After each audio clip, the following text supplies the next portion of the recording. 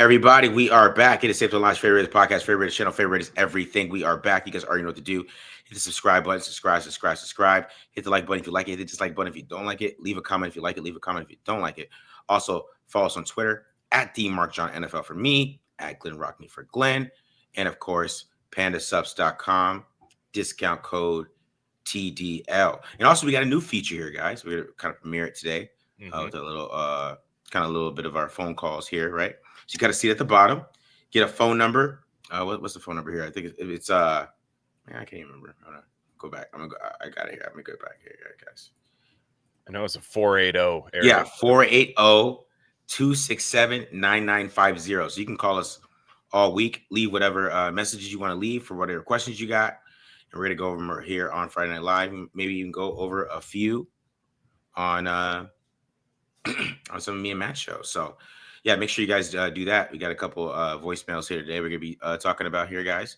So hope you guys enjoy this episode. So Glenn, how are you feeling today, man? Oh, good. First off, I would just say, guys, we're getting near kind of the lull of Raiders summer. So if you guys got some like fun, even historical Raiders questions, stuff from 10 years ago, just memories and things like that, like make it fun. It doesn't have to be do you think this guy can play guard or something? It doesn't have to be that.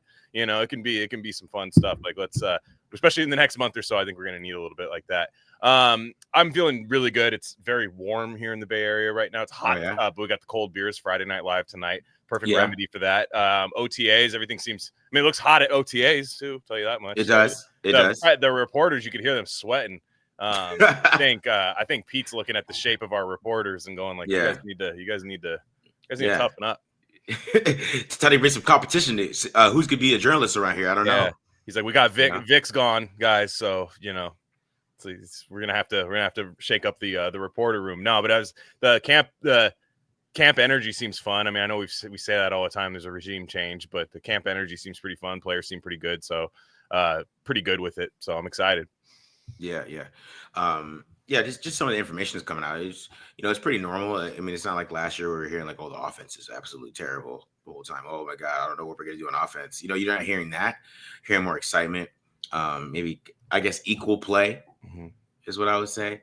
Is what we're hearing from out of there. But we're going to talk about a lot of these interesting topics here that are coming out of camp.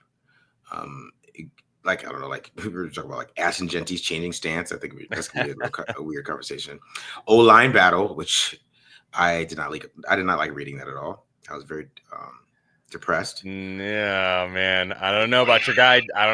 Parham. I don't know. That depressed me. And then Ja'Cory Bennett is behind Darren Porter right now. I guess they're saying it's an injury, but I still think it's interesting. Why are you second team at all? You know what I mean? Like Malcolm Kuntz is in practice. Malcolm Kuntz is injured. I think it's a tackling. You would think. You would think, right? Ja'Cory Bennett cannot tackle. I mean, I think he's damn good in coverage, but I think they're gonna want him to tackle. And I think Darren Porter, I wouldn't say his tackle tape is like amazing, but he's bigger and can put his body into it a little easier. Yeah. That's super interesting to me that Porter's already out there starting. Like even if, because you got to think about his OTAs. I mean, how bad is Bennett's shoulder really doing? Like, would he be practicing at all? I guess we'll get into that later on, but man, that tripped me out a little bit. So, nothing else great. I mean, AJ Cole got signed. I guess we should talk about the bag. AJ Cole got the Punter bag. He did. He said he bought palm trees. He was saying he's a big landscaper guy. He loves landscaping. So he was like, yeah, I bought like some real nice, some stuff like in your neck of the woods, like you'd put out like in a pile of rocks because you can't have a lawn. Some nice palm trees, some some stuff that grows out there, some stuff that works out there. He's they'll charge you a pretty penny for that stuff. But I thought that was his press conference was funny. He looks like my guy Sean, the Hawaii shout out Hawaii Sean, who's now in Japan, by the way. But I still talk to him here and there. But that's who AJ Cole looks like. It's real funny. Hey man, moving out to Japan, that must be nice right there. Oh yeah, dude. Yeah. But yeah, Cole got paid. I mean, he deserved it. I mean, are we gonna argue that? Like he's a punter. Like he's a great punter. Like, did you see Tristan Kuhn? He had a young man moment on Twitter. He said, "This is gonna be the best Raiders punter of all time." I said, "Whoa, all right." I mean, is he better than Leckler? Yeah. You think Yeah, so? I think he will be. I think he'll have a better career than Shane Leckler, but we're talking about Ray Guy. Dude. We have the best punter of all time. Yeah, the only punter that's in the Hall of Fame. You're saying AJ Cole will be the best punter of all time if you're saying he's the best Raiders punter ever. That's like saying you could be the best Chicago Bull of all time. No. See, AJ Cole has never jumped up and caught the ball with one hand, so I need to see him do that like multiple times. Ray Guy did that Ray all the Guy time. throw a deep ball to Divine Diablo though? Did he do that? I will say. I don't know. There's gonna be some old heads in the chat. Old heads in the chat are about to. Yeah, I feel like Ray Guy is a football player that could punt. Yeah. No, you know what I mean? Like I if Ray Guy was the last guy to tackle, I feel like Ray Guy would make that tackle. I think it's the Shane Leckler would too. Shane Leckler would too. Leckler come out and lay your ass out for sure. Would Cole make the tackle? I don't know. He looks like he's got U.S. Open tennis doubles match later with him. But I'm a huge fan. I'm a huge fan. I think he's excellent at directional punting and I think he's better at Leckler at making something die inside the 10 and sit there. Like Leckler would bomb it over. Leckler would outkick his coverage all the time. It would really bother me. Yeah, sure. That you got a point there. Yeah, Janikowski and Leckler, I always thought were a little overrated, to be honest, as Raiders. It was just because it was all we had for a while. It was like, well, we got a kicker that can kick it 70 yards, but I don't know. Yeah. I agree with Seabass. I mean, Seabass is always a little overrated, you know. He missed that field goal at Arizona to lose the game. I'll never forget. I was there, bro. It's like 35 yards or something. I was so mad. I said, no, you're garbage. I remember that game because I was sitting next to some Raiders guy, or he's in front of me. And as soon as they got that pass interference, we started high-fiving. Seabass ain't gonna miss. We're like, no way. It's 35 yards. And then it was terrible. I was ready because I was like, well, this is the one guy that won't let us down on this team. And I was like, oh gosh, I'm being a little harsh. Janikowski's a good kicker. I think like you can make a more case that Carlson's better than Janikowski than Cole being better than Ray Guy. Because my thing with just him missing that kick, I mean, the Raiders would have made the playoffs. He made that kick. I know there was one of those 8 and 8 years in a bad West that we won't see for a while. We won't see that kind of division in a while.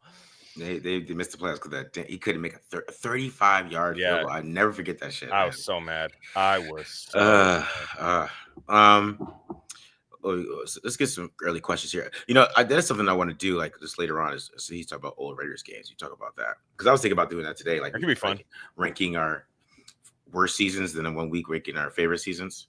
Could we get away if a game is on YouTube? Could we get away with playing it and just having it on in the background while we do a stream? Like an old game. You know what I mean? I don't know because I have no idea about the NFL's. You were just talking. We were just talking before we recorded. Yeah. They're really cracking down. But that'd be kind of fun. Yeah, with the super high AI, man. I got to trick the system with what I'm recording it with. But it's that'd be interesting. I don't know. Maybe it depends because like I don't know if those people who put those videos up monetize them. Yeah. That's true. That's the catch with that. Like, do they monetize that if they do it? So that's the interesting part of that. I think if you play it without sound, it might be better too, which we would because we'd be talking. But yeah, so something to think about because I was just thinking about that too. There could be some real good classics to put on. Yeah, for sure. All right, get to some of these questions and we get to our first topic here. Do you guys think they'll re-sign Colton or Jacoby? I don't know why not. Colton. It's interesting because what did they do in the draft? They drafted they drafted a tackle, who I don't think is ready yet. Charles Grant, I don't think is ready yet. But they drafted a tackle. They drafted 2 wide receivers. You know, and part of me is wondering, and I don't know how good of a process this is. Part of me is wondering is like, what if we just strike gold with these guys right away? Do we pay Jacoby Myers? Do we pay Colton Miller? Are we just waiting and seeing? To me, I would pay them. Because I think I'd rather have an embarrassment of riches and injuries happen. You always find spots for these guys on your roster. It's the NFL. Guys get hurt all the time. You're going to have depth. But I'm curious with that too. I saw Myers was kind of coy about it. He's like, look, I want to get it done. I want to stay here. I love it here. But let's get it done kind of situation. He didn't really want to comment on it. And I'm not sure the Colton situation. Yeah. You know, Colton's interesting because I don't know how much like his missing camp and then him being there right away, and you know they might pay him, they might not, but you know because they might want to move Charles Grant in there. I don't know. I really haven't been talking much about Grant at the OTAs. I haven't heard too much about him. But it's just super interesting how Miller didn't show up and then he showed up like right after like the draft, right? Was it before the draft or right after? I think it was right after, because remember the whole idea was he was holding out, and then that meant that we thought they were going to draft Kelvin Banks or whatever. Yeah. So, is Myers winning 25 a year? Is that a thing? I mean, that's probably the market for him. Really? Well, maybe not. I think like 20 a year would be the market for him. I mean, what is he making right now? 15 or 13? 11. Oh, is he making 11? Yeah, I would give him 3 years. 3 years, and I tried to do 3 years 50, but I bet he, poo-poos that. But I don't know. Maybe like, I don't know. I was thinking like 17. So you guys are way higher than me. I don't know. Well, that's what that is. 3, yeah, around there. So yeah, 3 years. Yeah, right. 3 years, 17 a year. Yeah, that's about 50. So yeah, we're on the same you're right. page. You're right. Yeah. That's what I would think too. If he wants 25, then you probably get. I mean, they're probably having this battle right now. His agent's doing, Ari Gold entourage, throwing his phone. Like it's probably uglier than we think between the team and the agent. So we'll see. It's just how these things go. But I think Jacoby Myers keeps getting better. That's my thing. Yeah. Is Colton Miller getting better? I don't know. Jacoby Myers is getting better at football. Colton Miller is kind of like, I know what he is. Yeah. But do you know that he's going to be that 4 years from now or 3 years from now? Like we don't. I could see a situation where Colton Miller's like retiring after 2 years. You know what I mean? Yeah. These injuries start adding up. Not saying that's going to happen. With Myers, I feel pretty confident because he has kind of an old man game already, which is why he gets hated on, to be honest. Yeah. But his game will age well, I think, to where I'm not super worried about extending him. Yeah, because my thing with Colton Miller is, to me, with tackles, especially left tackle, you got to draft the first. It's like a drafting a quarterback. You got to go get a first round pick. I don't trust a third round guy at left tackle. Yeah, I'm sorry, I just don't. I know some people will say that, because if you even think about it, if you went over your best left tackles in the league, like none of them are maybe past 10. You know what I'm saying? Like you got the Slaters, Sewells. I'm trying to think of like tackles off the top of my head that are like best in, like Derek Shaw's. Yeah. You just keep going, man. They're all first round tackles. So you would have to, if you want to replace him, you have to take him in the first round. Like it's what I thought they were going to do this year, to be quite honest. Like that's what I thought they were going to do. Now, conversely, I think if you give other guys developmental time at the position, which is I think is their plan with Charles Grant. I think Charles Grant will fight to be a swing tackle this year, but I don't know that it's necessarily in the cards that he wins that battle, or even the plan that he wins that battle. I think that would be a pleasant surprise to them if he is the swing tackle on this team week 1. I think they want to keep him as a developmental project because I think he most certainly is. I think he just has to put some weight on. I think he's going to need an NFL year to become NFL ready physically, I should say. Yeah. Now, I think they're doing a pretty good job. I'll say this right now. I was telling you in the DMs, like, how important is Brennan Carroll's job right now? Brendan Carroll's the O-line coach, and you're gonna have to make Charles Grant work. They just converted Laki Tassi, the defensive tackle, the rugby player. They converted 6'6", 350. They converted him to guard. So you're gonna have your chance to make that work, and then you have Caleb Rogers, and then the guys that are already on the roster already. If Brendan Carroll is really good, this is a top 10 offense year in and year out. If he's bad, then wow, we got some projects that don't become anything. So I think he might, other than the main 3 coaches, Carroll, Kelly, and Graham, Brendan Carroll's easily the X factor, I think, in their coaching staff. Yeah, I think he's a big part of this. Because I agree with Helen here. Shout out to Helen. Joe Philbin's a real O-line coach. I agree with her. Yeah, I can see that. No. That's fair. Yeah, that's fair. Was he the O-line coach last year though? I think well, so. No, it wasn't. The answer was Chris Gregg was the coach. Oh yeah, that was that guy. Does that mean Joe Philbin was secretly the O-line coach then too? And does Joe Philbin suck? That's what I'm wondering. Well, they played a little bit better after they fired Greg. Okay, I want to give it real. Right? Yeah. Mm-hmm. Yeah. He took over for Greg. Okay, fair. Okay, fair. Yeah, that's That's interesting because I mean, yeah, you hire your son, but like O-line coach is really important. It's not like a job you just give to your son. Like if your son's not any good, if your son's like, I want to give my son a job, like you give them kind of like a weird low level staff job just to keep them happy. You don't give them. I mean, O-line coach is so important, I especially with know. what the Raiders did. They took some interesting swings. Like I said, the Samoan rugby player. I mean, they switched him, and Hondo got the scoop on that. By the way, Hondo Carpenter got the scoop on that. He was asking Rob Leonard one-on-one about it, and Wow. Rob Leonard's like, "I'm not sure if I'm supposed to say this, but he's a guard now." Oh wow! Look! Hondo pulled it out. Hey, man. I see you, Hondo. I see you. Yeah, because I was looking up Joe Philbin, what he actually listed. So he's an offensive assistant. Yeah, which but he was an O-line guy for many years. That was what he did. Yeah, so yeah. You would think he was you would think he would be focused heavily on that area, like you said, especially with a young coach there. Yeah, yeah. I guess the name of the channel of the old Raiders games is Raiders Classics.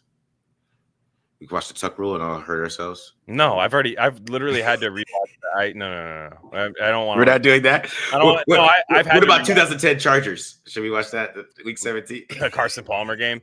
Yeah, I mean, if people really want a heartbreak, I was thinking like the 55-point smashing at Mile High. I was like, let's watch something fun. But if you, we can do that too. I mean, if people want to get their heart, if people want to relive heartbreak, yeah, I guess that's that's one thing we love is do a whole 2010 focus, man. Maybe do like it's probably good content if we watch a bad loss though, like that one's pretty bad. The one I can't watch, the one I still can't watch is it's always Arizona for some reason, but the Arizona Hunter Renfrow fumble in overtime. I can't even look at that game. I was there too, man. All these things happen. I was there. There too for that one too, man. Yeah, it's weird because then they beat the Arizona one time when they ruin their draft because Arizona really screws with us. Yeah, mm-hmm. I remember that game because that was week 2 of Josh McDaniels and they were 20-0. They're just cooking them. Yeah, like, hey, maybe week 1 was just Carr was cooking, and then just the second half, I don't know what the hell happened that game. It's just terrible. They were terrible. I was at SoFi Stadium taking my dad to a Rams game, following it on my phone. I'm like, dude, we're up 22-0. Love this. I'll come back to a win, watch the highlights later, and then I just start creeping back. I'm like, nah, we got this, man. Don't worry. They're creeping back. It's garbage time. Yeah. Nope. Oh man, yeah. I'm glad I didn't watch that game. I mean, but I did have to. I watched the overtime part because it was over. We were watching it afterwards. It was horrible. Awful game to watch. All right. I know Marcus does this show with Packers fans, buddy. But where does Marcus have Geno ranked overall as QB? Personally, I got him 10 through 12. I mean, I don't want to say that yet.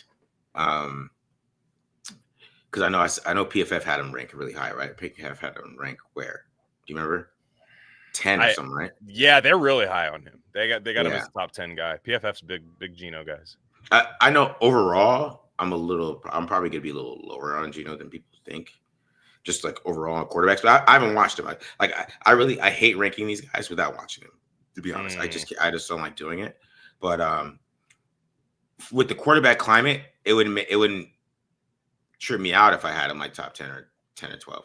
Like just the climate of quarterbacks that are out here is not that crazy because you get to a point like what happened with me last year when I did my list. I got to a point where I'm like, okay, I feel like I was starting to do a draft. Like if I really wanted to start a franchise, do I take Trevor Lawrence over this guy or do I take Kyler Murray? Do I take Geno Smith? Yeah. And then like some guys, like that's how I did it at the end because I swear there's like a bunch of quarterbacks, like 10 of them that are all basically the same. Yeah, that's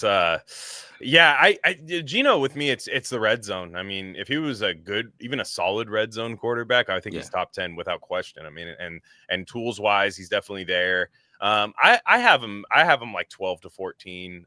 But when you're 12 to 14, you have at any given moment, you can have a top 8 season like Tannehill used to, right? And I think I heard somebody, it was either on PFF or somebody was saying like, this Raiders team, it reminds me of the Vrabel Titans teams that randomly, like, after a while, you're like, holy crap, like Tannehill's playing well. They got a dominant run game. And like, you kind of see what they're doing. And quarterback on Geno's third real venture as a starter, I should say.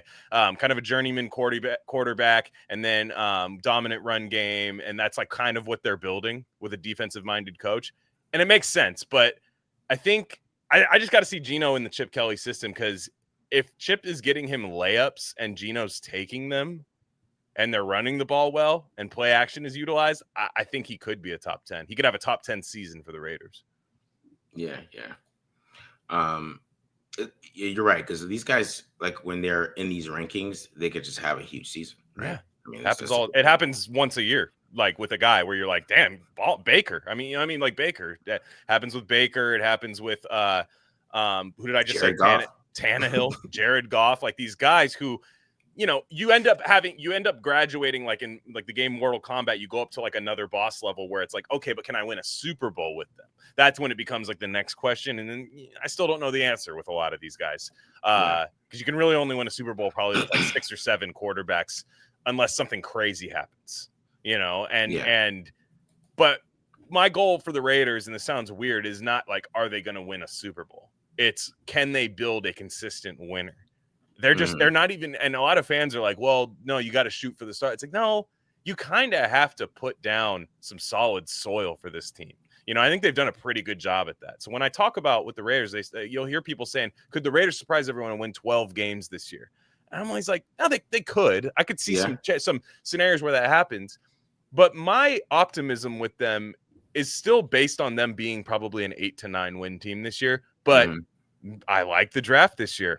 I like what they're doing. I like the process. I like the maturity of the front office. I see the vision, and I haven't really seen or I've had to talk myself into the vision a little bit more in years past. Whereas this one, it just makes sense what they're doing. Yeah. Everything makes sense what they're doing, but I'm still worried about linebacker. But great. That's why I think 8 to 9 wins is because I don't know how they're going to cover people or cover people. To be honest. Yeah.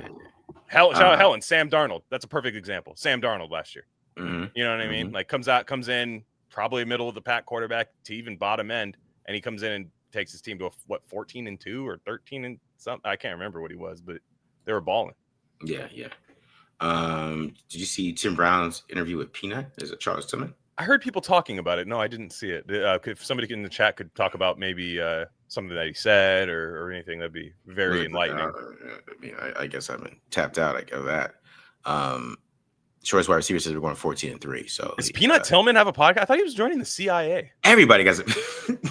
No, seriously. Peanut Tillman, when he retired, said he wanted to get into law enforcement and get into like intelligence. Well, why? So he wanted to be evil? I mean, he wouldn't say that was the case, but yeah. I mean, I think, yeah, no, I'm serious. Look that up. Yeah, FBI. Excuse me. I mean, okay. I mean it. Well, depending on who you are, yeah. Depending on if you have a RICO case, you're like, yeah, evil, yeah. But or that's DEA. I don't get arrested enough. Yeah, he's like, I retired the NFL. I want to overthrow governments now. So No, I just remember that. I remember like when he retired and everyone was like, yeah, it's a little early, but he wants to pursue a career in FBI, something like that. Yeah. But maybe he's always been. Yeah. I guess he is in the CIA.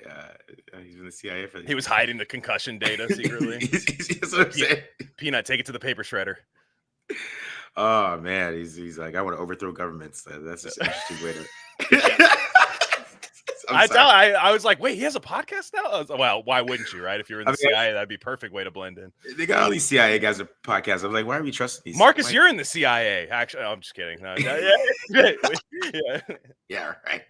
I don't know. It's funny, all these CIA guys. Like people are like, trust the CIA guy. Listen to the CIA podcast. I'm like, why are we listening to the CIA that's always funny. But it's not football. It's not football. So let's get into back into some Raiders here. What we got? Does any lineup make any difference at all? Does lineup make any difference at all? You think he's talking about offensive line? I don't know. Right? No. I think he just means the lineup in general, like depth chart, perhaps of like. Yeah. It definitely. That's a tough call. I think training camp, the depth. But people talk about that media depth chart, like that comes out around training camp. I actually think that matters more than people think. But right now, I don't know because they might be trying things out that look like a starter. They might be trying things that don't necessarily mean it's their evaluation of the player. They're trying to, like, Chip Kelly was talking about it. He says, I adjust my scheme for my players, my personnel. I'm learning my personnel right now. Mhm. So he's like, I want to put these guys in certain situations. So I think when you hear first team, second team right now, no, that's not nothing, but it's definitely not like when you hear that in training camp. Yeah. All right.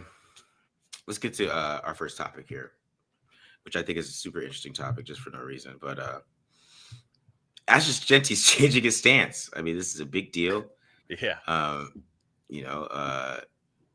Because it's interesting. It's interesting that he didn't say anything about it. Like, he's not tripping about it or anything like that.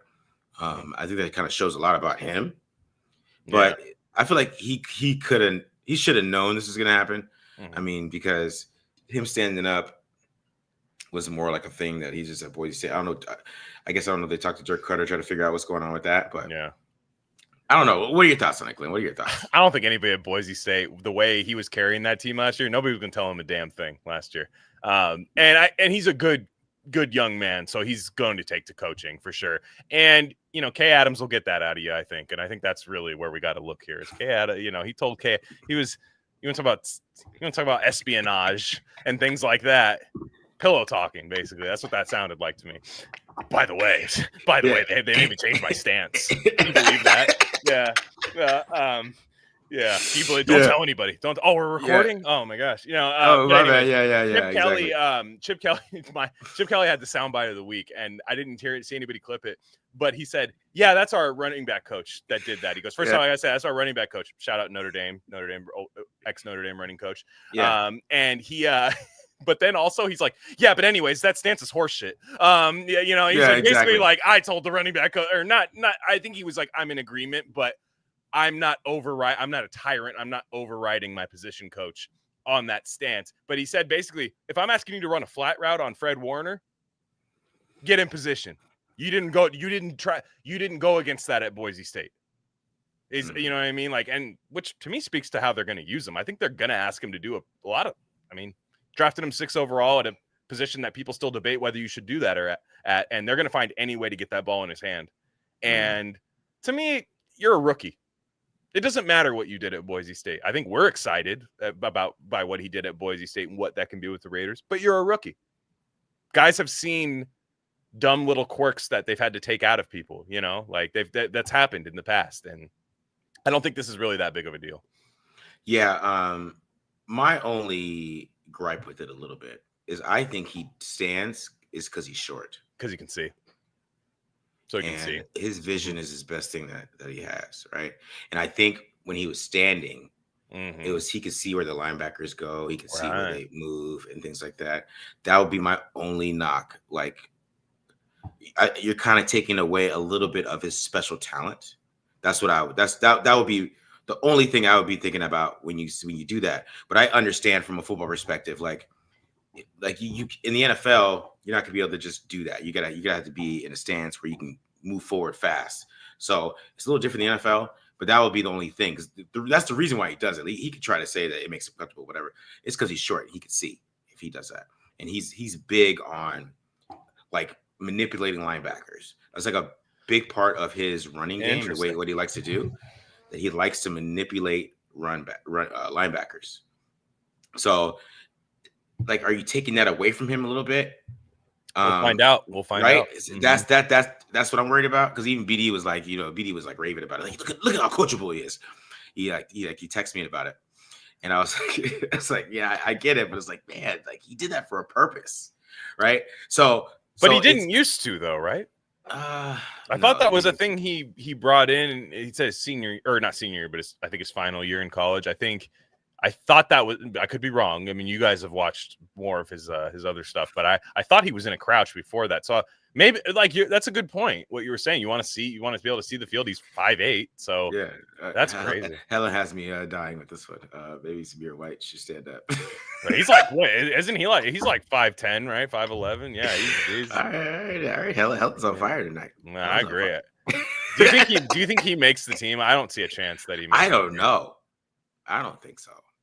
Because what if he just like comes out and it's like, what if he's like insanely good under Chip Kelly? Like, that's a weird a weird concept there. I mean, it's a good problem to have, but I'm like, I couldn't stand watching him run the ball. He's one of my least favorite Raiders running back I've ever seen carry the ball. Like truly, it was kind of nauseating. But what if Chip Kelly's like, nah, I know what to do. But you want to talk about no vision? I mean, that's like Helen said. Yeah, we know Hunter's not a non-story, man, but it's June, bro. It's June. You know what I'm saying? Yeah. No, and like it's a non-story, but it was funny the way they handled it because I just like the way Chip was like, I didn't say anything. It's horseshit though. I didn't say anything. Yeah, that's what I love about that. That was funny shit. Yeah, he said sport. He said like everything in sports, basketball, crouch. You're bending your knees. Sports are about bending your knees. I think is what Chip Kelly said. And like it's probably. I mean, I think he's correct. So. Yeah, I remember we did our over/under for receptions, but I think that that's good. I kind of want to go back to that. I'm like, man, I think he's gonna have more catches than we think. Yeah, I really do. I think they're gonna try to get him the ball in space a lot, not even just like through running the ball. I think they're gonna try to give him the ball in space, like on like swing routes and things like that, and just make it easy for him to get some yardage and stuff like that. Mm-hmm. I think that's going to be a big difference. I mean, we're going to probably see some games where he's like having like 28 total touches and stuff, but it's like 20 carries, 8 catches. I think that's what we're going to see from him a lot more. I would hope so. I mean, to draft a guy as high as they did, you have to think he can catch the ball. And to be honest, I know he can catch the ball. You guys did the film breakdown, but you just watch it. He's a natural hands catcher. It looks right. I think he can run routes. I think he can. He played slot receiver when he in high school. Like I think it was high school, and I think his freshman year at Boise State, he had to take some reps in the slot too. So just I think that might have been I don't know who was in front of him there, but he'll make it work. I think like you said, BD text you. I'm not worried about him being coached up or anything like that, and I think he's gonna get his touches. I think he knows he's getting his touches. So you're gonna get the ball all the time. Like all the time. You look at his ADP in fantasy, and I know people scoff at that, but they know he's going to get the ball all the time. Yeah. All right, let's get some more questions here. They moved the DT to hilarious. How I found out about it. Yeah, that was funny.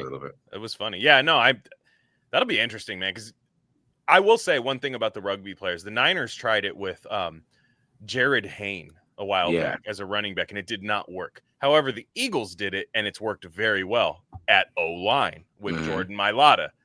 It makes sense. Put him at O-line because that seems to be where this works at. You take these massive human beings that play rugby. They have good feet because you have to. Your feet are always moving in rugby. It's whatever. I don't know. I'm not going to pretend like I'm an expert, but that's where I would try him too. Is I think that's a smart move because I mean it's true. They didn't know.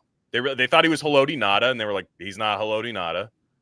Let's see if he's, a great guard. 6'6" guard is crazy, though. That's huge. Yeah, that's a big ass guard. That's huge. Genty's gonna have to get stilts. That's a big ass guard, bro. Standing up ain't gonna help you there, Ashton. It doesn't matter, dude. You're not gonna see over that guy. How long do you think it'd take Thornton to learn a complete route tree? Probably like 2 years. Yeah, but he's been kind of flashing at camp. People have been talking about him. People have been like, I think Max Crosby said, he's like, man, you look at that dude, you're like, man, that dude's a freaking monster. Like when you look at him, and Myers was talking about how he wants to be great. Like he actually wants to work. He doesn't just go out there and say, I'll run by everybody. He actually like wants to become a receiver, wants to block. And I don't know about the route tree, but I think what's good about Dante Thornton is while he learns, he can still get 6 to 7 touchdowns a year. That's true. No, that's what I mean. Like you, the final product might be like really, really good. I just mean while he's working, you might be able to run a 4 wide receiver set where you're like, go cover this guy with your third DB, see what happens. Yeah, he's playing mostly outside right now. I think I'm part of the. No, I'm not really talking about him, but talking about him now. But he's playing mostly outside. Him and Tucker are playing outside, and they're moving Besh and Myers around, and then, of course, Brock Bowers and Michael Mayer. They're gonna be moving. I think Mayer's gonna have be way more involved. I think just from the sound of everything, I feel like they're gonna be a power team. I'm just taking a guess. I could be wrong. I mean, if you're trying to get the most out of Ashton Genty, that's what you would do. So I'm hoping Chip Kelly is as smart as I think he is, and that's what I think they're gonna do. But we'll see. But because you could just run zone with Moser if whatever you want to. Like it's fine. Like what is he gonna get? Like he's gonna get like 4 carries a game. I'm really not expecting too much from the backup running back, anyways. That's why I was like, Zamir White might get cut because how many carries would he even get, anyways? You know. I mean, you never know. I mean, like you gotta have a stable. I mean, you're talking about Genty. He might, God forbid, the guy has to, bruises a quad and has to miss 1 game or something. Like you're gonna have to do it. So I don't know. I don't know what they're. I mean, they might hand the ball to JJ Pegues at the goal line. We have no idea what they're gonna do. I know. I see. I know Guzzy guy's been around here a long time because I love the skepticism here. Is he not just another Brian Edwards? I mean, he could. I mean, he wasn't. Brian Edwards was very. Brian Edwards was not running that fast. What I'm saying is you could be correct. He might be. I think what he's saying is he might be an obscure receiver that got hype in camp. The hype is very different though. And I'm saying this as somebody who was hyped about Brian Edwards. Like I thought he was gonna be a really good receiver, but you're talking about a guy that just has. The reason I liked that the Raiders took him when they took him was, would I be scared if the Chiefs got him? Yes. Would I be scared if the Chargers got him? Yes. Would I be scared if the Broncos got him? Yes. That's why I want that guy with that skill set on my team. If it doesn't work, it doesn't work. But I want to be the team that it works for if it works. Yeah. You think Spytek would have told him to stay away on purpose? I think it's about Colton Miller. I don't think so. Well, that was a fun conspiracy theory, though, to kind of smoke screen to get Genty to fall to them because, everybody thought they were going to take a tackle or something. That was a fun conspiracy theory. But no, I don't know why, though. He was only out for a little bit, and then he came back to camp still with no contract, though. That is odd. It is odd. Marcus, first play series, played at Genty. What you call? No Gruden die play, please. I'm running counter all day with Ashton Genty. So that's not dive, though. But I'm running counter, like in power, maybe inside zone, anything like that. So like if anything that could allow him to use his vision and patience, like because that's his specialty, man. I mean, he's like even when I was like talking about his speed earlier in the season, and I went back maybe early in draft season, and I went back and kind of went over his film. I kind of noticed that he paces his speed a lot. Mm-hmm.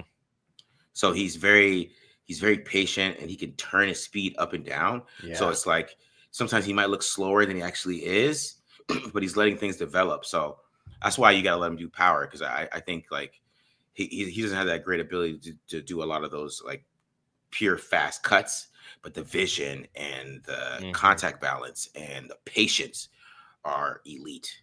So that's why I don't think he should be running zone because his main kind of weakness is the jump cut type of things. And I think you can avoid that if you just stick to everything he's elite at, and you can get the most out of him and really be special. So that's what I would do, I guess. Yeah. I mean, I don't know what play I would run, but I would feed. I think to me, I like the construct of the team because I think Genty's going to be a red zone nightmare, and I think with guys like they got a lot of Myers good in the red zone. Bowers, ironically, we haven't seen Bowers much in the red zone because just the quarterback play last year. I have a feeling he's going to be fine in the red zone too.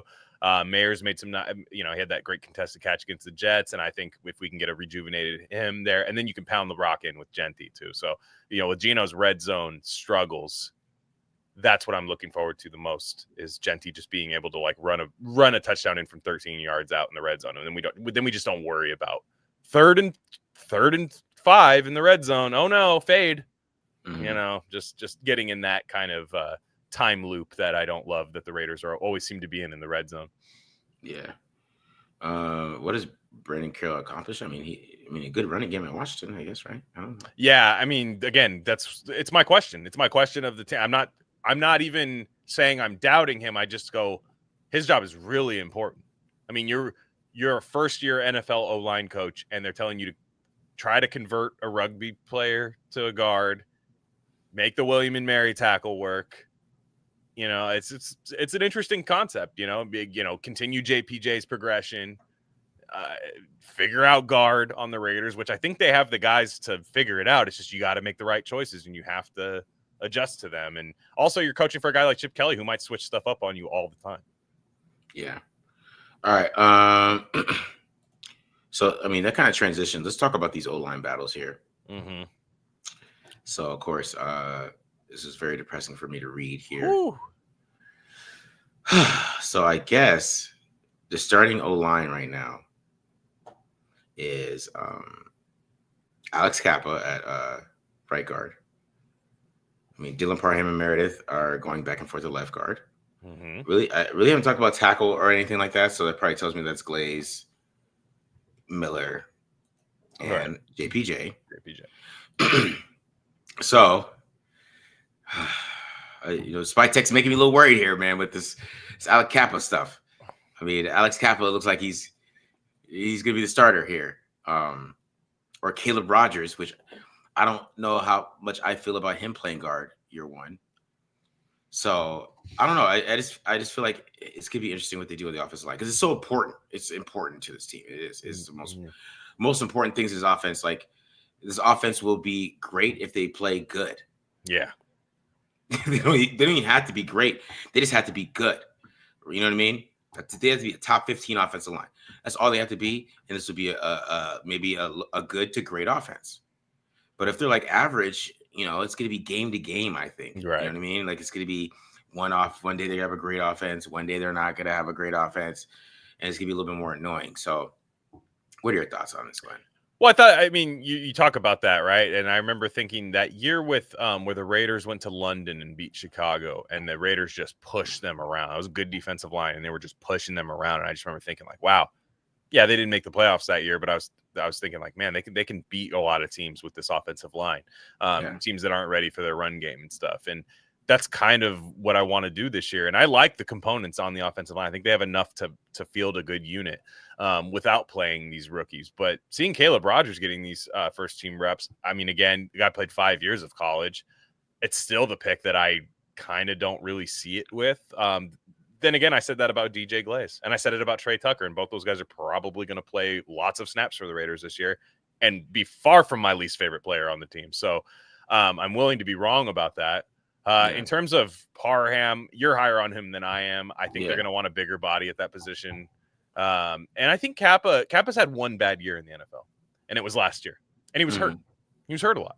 I mean, to be fair, you use that excuse about Parham. I can use it about Kappa. Yeah, you can.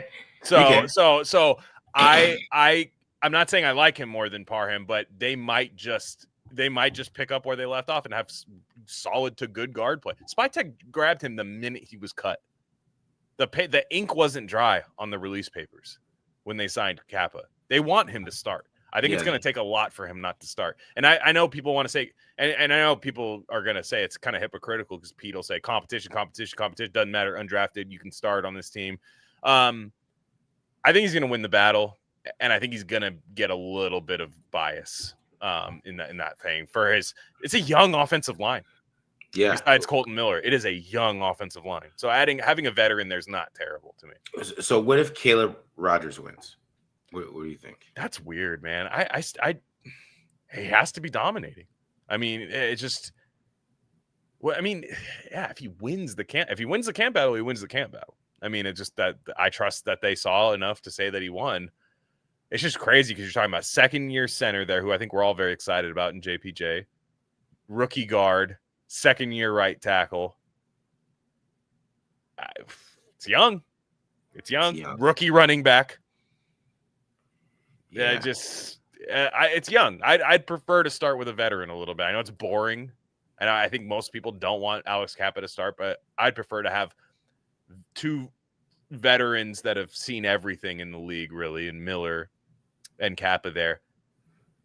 I'm not sleeping on Jordan Meredith at all either. I'm not sleeping on him at all. I think he has a decent chance. Because I think he's going to be. He does. I think he's going to be. I think he is going to be Parham. That's what I saw. I was like, oh man, I don't know about that. I was like, damn, they're like Parham for real, huh? Yeah. No, I mean, I just don't think Parham's big enough, and I think that's his problem. Like, I just think he's very technically sound. It seems like he does the job right. Like, I think sometimes he can just get his ass kicked. And I think they watched, Chris Jones and stuff, and it's just like. I mean, everybody gets their ass kicked by Chris Jones, but like Parham, if you're some people say I saw in the chat saying he's 285. I mean, I'll give him 300 on the nose, but either way, it's tough business. Yeah. I mean, why do you want him to start? Who, Parham? Yeah, why do you want him to start? Guys, I think he's good.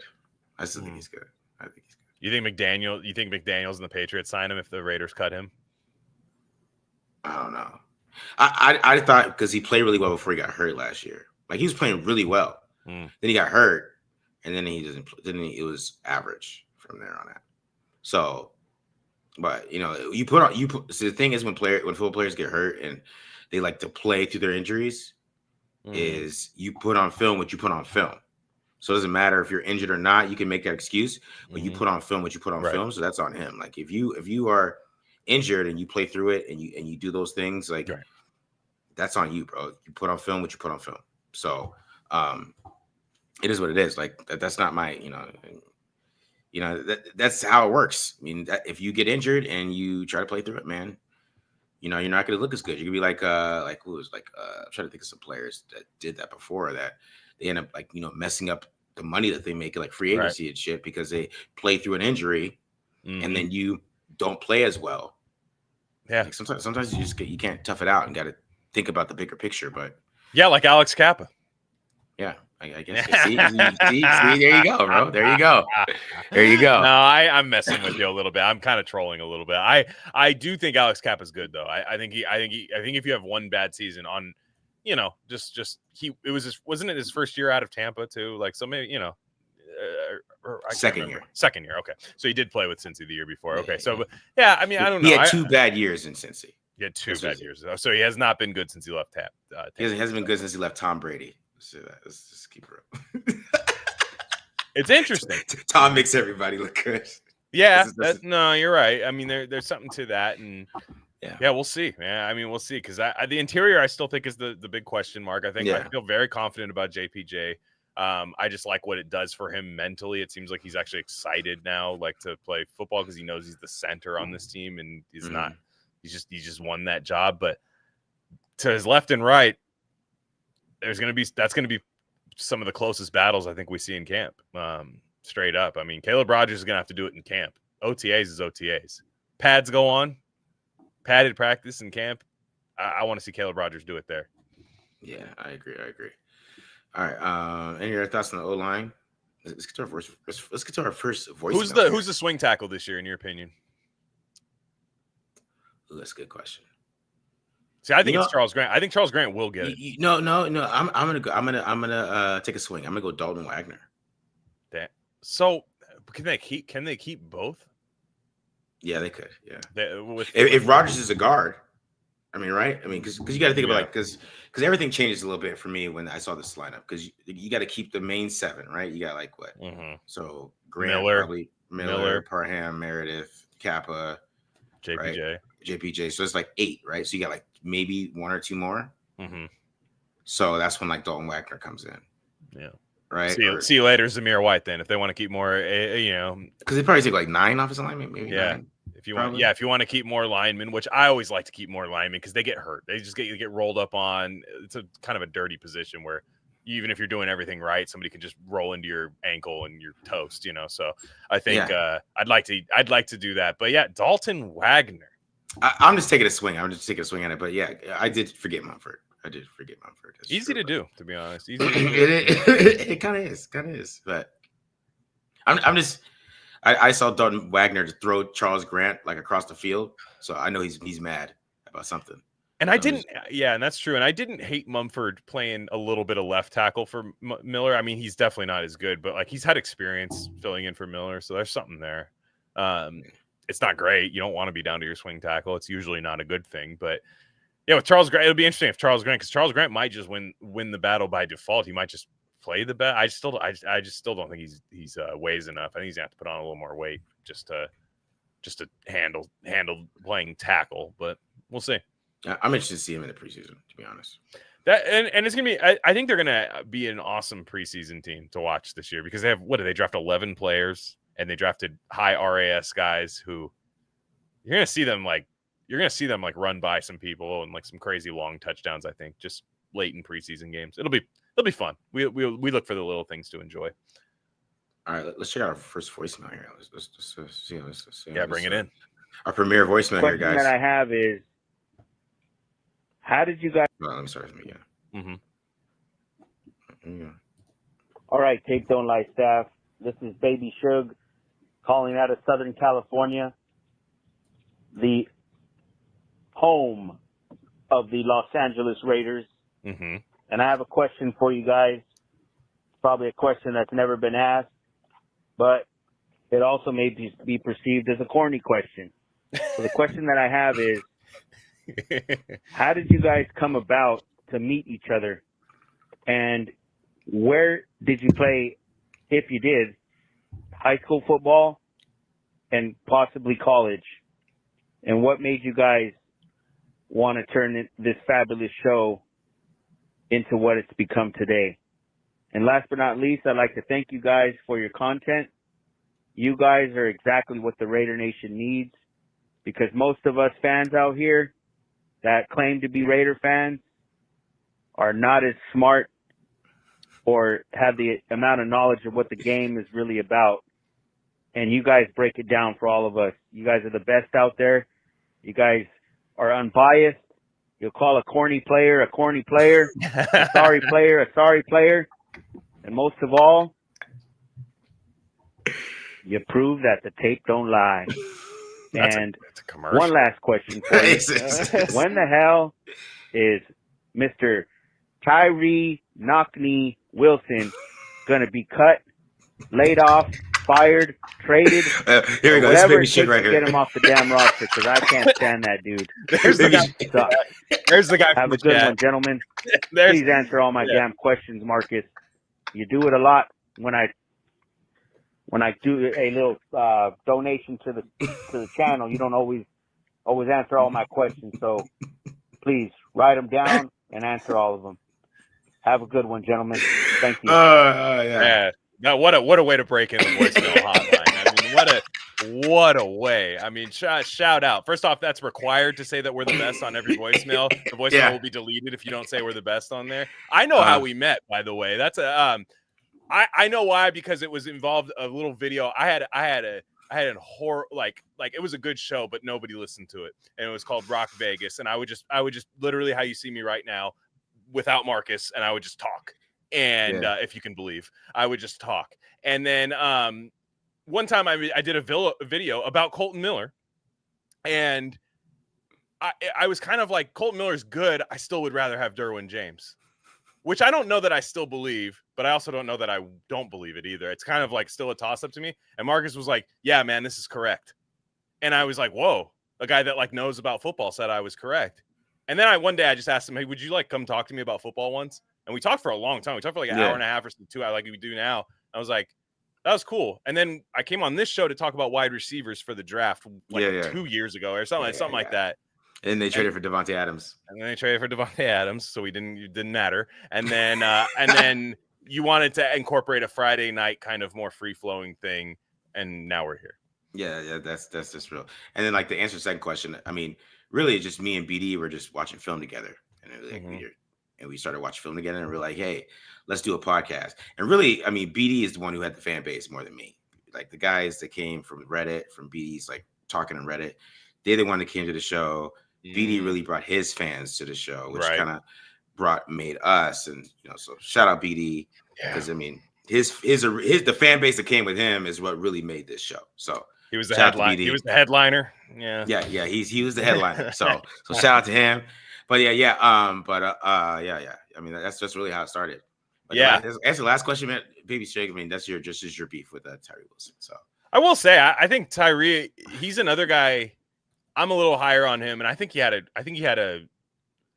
his trajectory's going a little bit more to plan than people want to admit. I think people just wanted him last year to just look insanely explosive, but he made some plays, and I think he looked okay. He looked better. I think he wants to be really good. I think he's working really hard, and he is a prototypical Pete Carroll defensive end.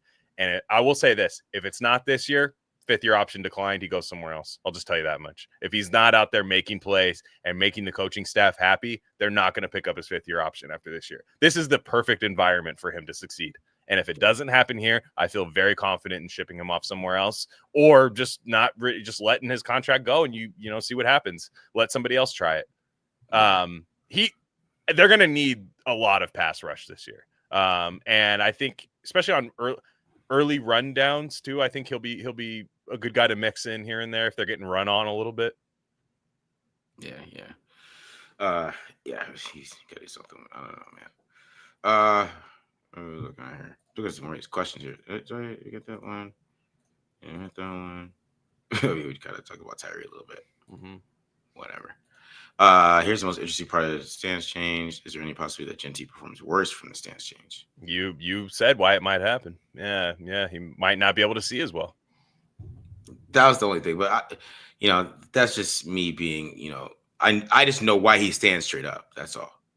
I took it as like a kind of a grounding thing for him to just kind of like, okay, relax, don't get tense, okay, go.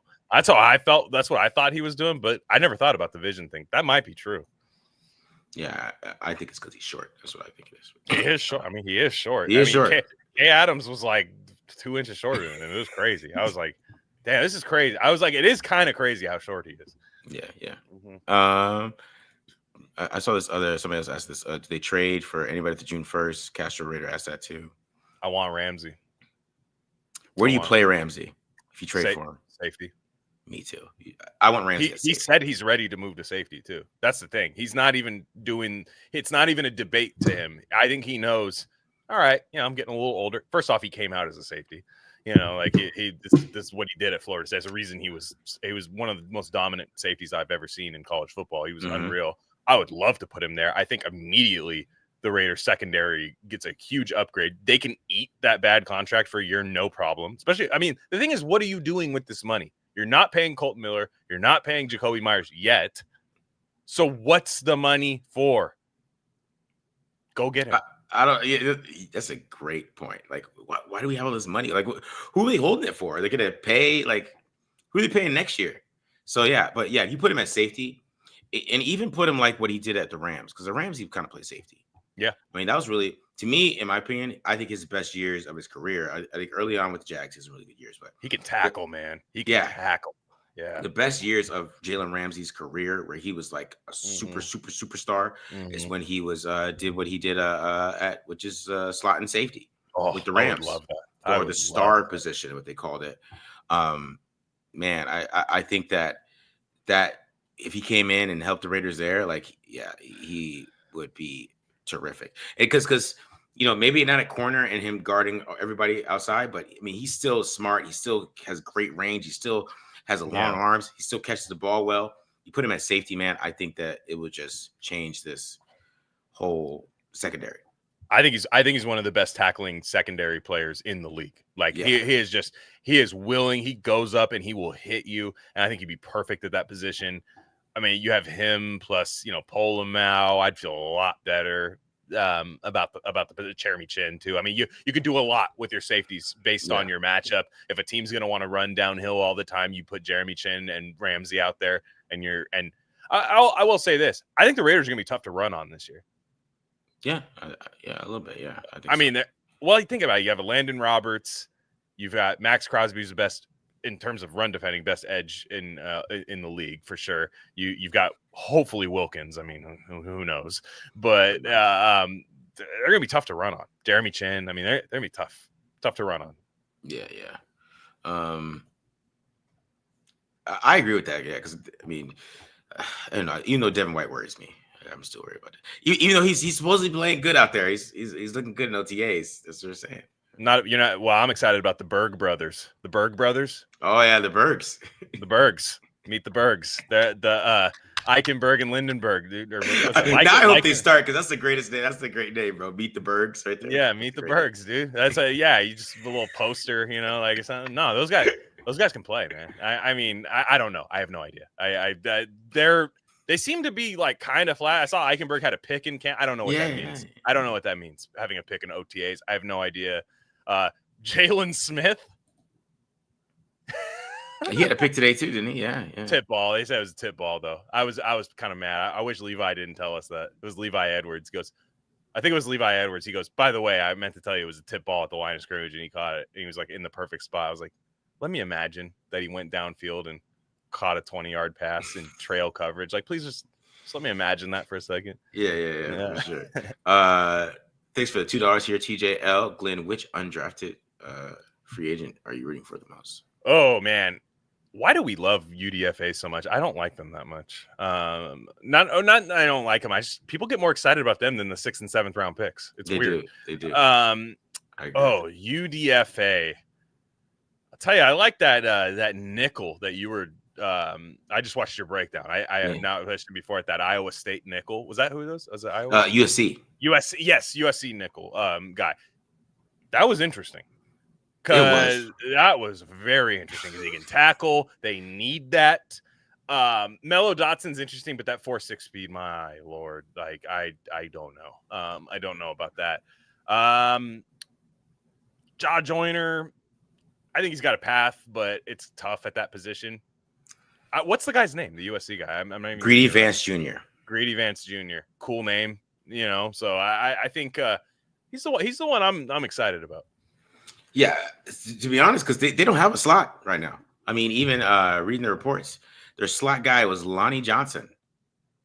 Yeah, that's true. I mean, I always forget about Lonnie Johnson. He might play. Yeah. I mean, it looks like he's gonna play. It looks like he's the slot, bro. Well, he's a special team. He's like gonna be. It's weird. They have a lot of guys that can play gunner, I think, but I mean, it's crazy because they seem to be in love with Darian Porter. Other than Genty, he seems to be the guy that has like the lockdown position. But then he's not going to play the nickel, I don't think. So yeah, you have to. That's a great spot to be a UDFA at on a team that does not really have a position there. Now, if they go get a Ramsey, becomes a little different because you early downs you have them play up. I don't know. Yeah. What's the question? I missed it. Do you think the step up in competition would cause him to catch a case of the fumbles for Genty? Fumbles are definitely a thing with him. Yeah, I think Genty just has to go down when it's time to go down because that's this problem. We have a good running back coach. He was at Notre Dame. We don't fumble out there, so I'm not worried about it. Yeah. I haven't heard any reports about Cam Miller. No, I don't see. A lot of. Did they cut? I saw somebody say, did they cut Haj Malik Williams? I hope they didn't. I liked what I saw from him at UNLV. I thought he was kind of fun to watch.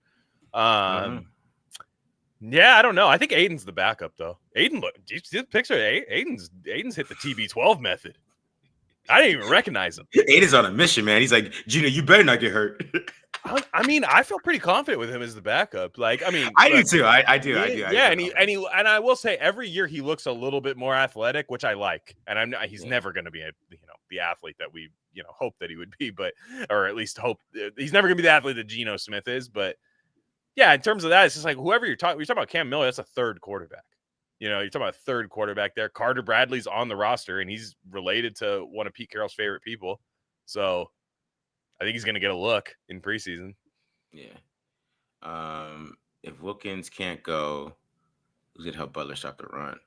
I mean, Landon Roberts, I guess, probably. What was the question? He's basically like, who's going to help Butler stop the run? Like, I guess it would be like Lalu. Somebody said, why is everybody sleeping on Joe Lalu? So it have to be somebody like him, Lalu.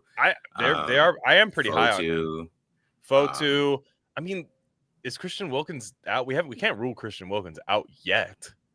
We can't. And you are worried though. No, I am too. It's not a good position. A big guy like that with a foot issue that we think got re-aggravated. I thought it was weird when Vinny said that they're examining to see if the surgery, if it's a re-break of the thing. Either way, he's ready by training camp. I'm like, I don't understand how that works, Dr. Vinny. But that doesn't seem like when you re-break something. I don't know. Could be me. But I don't know. I still think a camp cut kind of nose tackle could be in the mix. That's those guys seem to get cut a lot. I don't know. That's a good call. That's why I kind of wanted them to take CJ West. I know Matt wasn't sure if he was a true nose, but he's 320 pounds and he played nose. So, that's kind of why I wanted them to do that to solidify that position. But they have a lot of guys that do what Adam Butler does. Yeah, they do. I mean, that's all Pete Carroll loves, a defense tackle. He doesn't have nose guards. Because I remember they had Al Woods in Seattle. He was a big fat guy too. They had a couple, but Lakey Fotu is kind of your one big gap plugging nose tackle. That's kind of the one guy on the team that can do it. Yeah.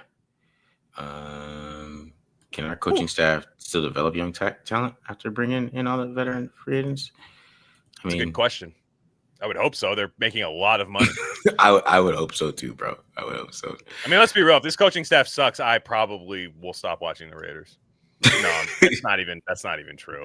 But I have to make an empty threat to my, my abusive relationship. Yeah. I have to at least give them an empty threat to. Yeah, exactly. I'm gonna leave. I swear. You know what I mean? Yeah. All right. Do you think Kappa's actually gonna win that battle? It seems that way, but I just don't know if Rodgers is a better guard than him. So that's what. At that point, if you're gonna do that, I'd rather you play Kappa. I guess you know what I mean. Yeah, that's interesting. By the way, Helen, shout out Helen. Helen's on fire in the chat since the start here. Anthony Booker Jr. They were talking about him a little bit. I heard Rob Leonard talking about him a little bit. Okay, they were like 345. It's a body type they don't have really. 6'3", 345. SMU, I want to say. That's going to be interesting. That I think that has, as much as nickel corner, I think that has for an UDFA that has a great pathway to making this team is if you can be just a true nose, and they don't have to spend at that position or anything. It's a good pathway. Tank Booker, that was his name. I thought his name was Tank Booger. I was like, that's crazy. But Tank Booker, they were talking about. I had to look him up because Rob Leonard kept talking about him. Yeah, interesting. I'm going to have to look into that. Can Laki Tasi be protected via international player tag? I think so, right? Well, he's Samoan. Yeah, he's from American. Well, is it American Samoa? I don't know if that counts as internet. I don't know. I think so, right? I thought it was in the because they let that David Agoha guy go, and I think that was their. I think you're allowed one. I don't know. I'm not an expert on the rule, so I think they used this as their one. So that'd be nice. But I wonder if he's gonna play in the preseason. I wonder how, if they want to just hey, let's see if you can go just beat somebody's ass real fast. Yeah. You know? I wonder. I mean, why not? Might as well. Might as well. Why not? What's the worst that can happen? Yeah. Any UFL players you would take a chance? I read books. I do other things. I mean, I love football, but yeah.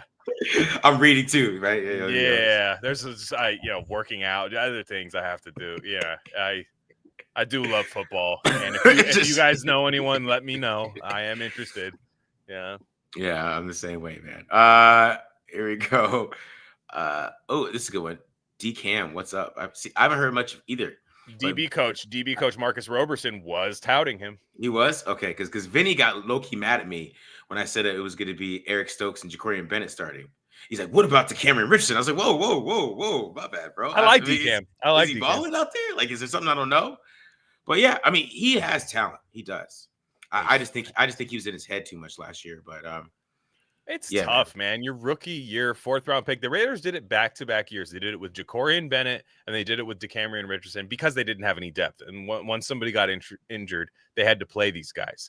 And DeCamerion Richardson, I think, is interesting. I think the scheme is going to help, or I should say the Pete Carroll effect. Because I don't know if you heard this, but there were a couple. I forget who it was. Somebody was talking about Pete Carroll giving a conference about press coverage. And they were like, it's the best I've ever heard anybody talk about press coverage in my life. They're like, the guy is a savant. Yes. So I will say, as sad as I am that they don't attack the secondary a little more, I guess that's the one where you say, we can do more with less in the secondary. And maybe there's something with DeCamerion Richardson, who is the exact archetype of what Pete Carroll likes. I mean, I would feel comfortable saying they would have drafted him even this year. Yeah. Just where they did in the 4th, 5th round or something like that. Yeah, and I mean, he's got all the tools you need. Yeah, I mean, because I remember when I was watching T-Mac, I went back to 2023 and watching McMillan from Arizona, and he shut him down. Really? Yeah, he shut him down, bro. I was like, if they can get him to play like that, he can tackle. You might have something. Yeah, he could tackle and all that stuff, man. Mm-hmm. If they can get him to play like that, they might have something, right? Because he literally, T-Mac, he couldn't do anything against him. I think we kind of, I don't know, which running back doesn't make the roster? Well, I don't think Lobby's making the team because I think Tommy Malot's going to be used as this kind of chess piece. Yeah. Maybe not this year because again they don't need Tommy Malott this year. They don't. They don't need Tommy Malott this year, I don't think. But I think, like you said, maybe there's a chance you hand the ball to Tommy Malott. Maybe there's a chance you have him, run some routes or something. Like, I just think, like, with Lobby, you're like, damn, they drafted 2 FCS guys back to back, right where I got drafted. Yeah. That are more athletic than me. Well, one guy is more athletic than him. Mhm. And I don't think Lobby's making the team. Zamir White will be interesting because maybe you want a goal line back, but I don't think he's a goal line back. I don't think he has any I don't think he has any nose for the end zone or any nose for a first down or anything. So I don't know. Yeah, I really don't think Lobby's making the team. I'll tell you that for sure. I don't think so. I think when I seen him with that camel pack in Vegas, I was like, oh boy, dancing and stuff. I was like, Yeah. Seemed like a happy to be there kind of guy. Yeah. It sounds like a guy who goes to Club Tao at MGM Grand a little bit too much. Just a little too much. Just a little too much, man. I mean, who among us? I mean, he's a human. He's a mortal. He bleeds. He bleeds when you cut him, But I'm just saying. Have you thought about trying to get an interview with the current Raiders player on the roster for TDL? Yeah, we need to. No, I mean, we'll go to back end of the roster. I don't care. You know what I mean? Yeah, just like let's do it. I think that's like you and I should tape one day and then incorporate it like in this Friday Night Live or something. I would totally do it. Yeah. I mean, I could probably get Dizzy Wright on here. I mean, he's a rapper, but I could probably get Dizzy Wright. Isn't he British? No, he's sort of like that was Dizzy Rascal. He was Dizzy Rascal. Dizzy Rascal. That's what I was thinking. I met him the other day, so like maybe. Okay, yeah, let's get him. But so Dizzy, press coverage. I don't know I don't know if we can control him smoking weed on the show, but like that's AI. He rolled like the fattest blunt in like two seconds that I've ever seen. So yeah, YouTube doesn't censor that. I don't think so. Okay. Not yet. Not yet. But no, okay. No, I honestly, I bet you if you cold DM'd a few players, or even like honestly, the best way to do it is other people, like guys in the chat. If you're like under a player's replies and be like, hey, you should go on tape, don't lie. You should go on tape, don't lie. Something like that. People see that there's a demand for it. Yeah. A lot of times that helps. And I would do DeCamerion Richardson. What's DeCamerion Richardson doing? Is he being invited on any podcast? No, he's not. No, but he should be. Let's get him on. I mean, just somebody like that. I think we could easily do it. Yeah, you're right. Yeah, because I mean, I reached out to guys. They just never hit me back. And I reached out to just a couple guys, but it happens, man. Yeah, hit up Thornton. He went on graphics. That is true. That would be actually Thornton would be very interesting. Yeah. That is true. He said ex Raider Chandler Jones. Now that would be the greatest Friday Night Live ever. I would do it. I would absolutely. I would do that too. You know what? That's not a bad. Helen's on fire. I mean, I just absolutely. Yeah, I said Amari Gainer's on Twitch every day. Okay. I mean, I don't know if that's a good thing or not, but yeah, what are you doing on Twitch every day? Nah, that's these young guys though. That's these young. I saw Myles Garrett's dating like anime girls now and stuff. I was like, really? that's these young guys now. That's just what they do. Everybody's a nerd now. I know, man. You're either a nerd or you have like a gun at the strip club. That's the two things it's no in betweens. No in betweens. You're Tom Morant or you're a nerd. That's the two. That's the two types of athletes you are nowadays. I don't know. I might really reach out to Chandler Jones, man. I think that's not a bad. That's not a bad. That might be the best friend in life we ever have. So Chandler, you stiff-armed Mac Jones. Then what happened? No. Oh, I'm just saying. Yeah, you could probably get. I met him. He's cool. He's talking about anything. Okay, maybe. I'll just reach out to some guys. There's some guy. I bet you there's some guys that's just like, hey man, 30 minutes of your time. You know what I'm saying? Like 30 minutes of your time, make it part of the show. You know what I'm saying? Like incorporate it. It's probably not hard. Yeah. So I mean, we kind of talked about Ja'Cory Bennett playing behind Darian Porter. So Porter's a starter right now. But what are your thoughts about that a little bit?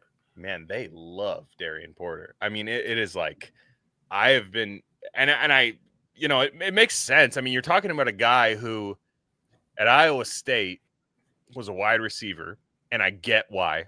Big guy, fast. I think you guys said it in your breakdown of him the other day. Probably can't catch that well for a wide receiver. I think he has good ball skills for a DB. Maybe not the best wide receiver. And maybe we just found something. And and with Pete's track record, why wouldn't we believe that? And I don't love starting rookies the minute you draft them. Like I don't love doing that unless you're talking about your first round pick. For the most part, I like working these guys in. But man, when you hear him talk, I mean, he's just like, he just seems like a pro, man. And how many athletic profiles like that do you get? Maybe there's something there. Maybe I mean, there's a chance he's the best corner in this draft. I wouldn't say it's the odds-on favorite, but there's a chance he has the upside of best corner of this draft. Yeah, I think he's good. I think he has a chance to be really good, especially with Pete Carroll. Because I mean, when you talk about coaching up, I think he's going to get coached up, and they're going to make him really good.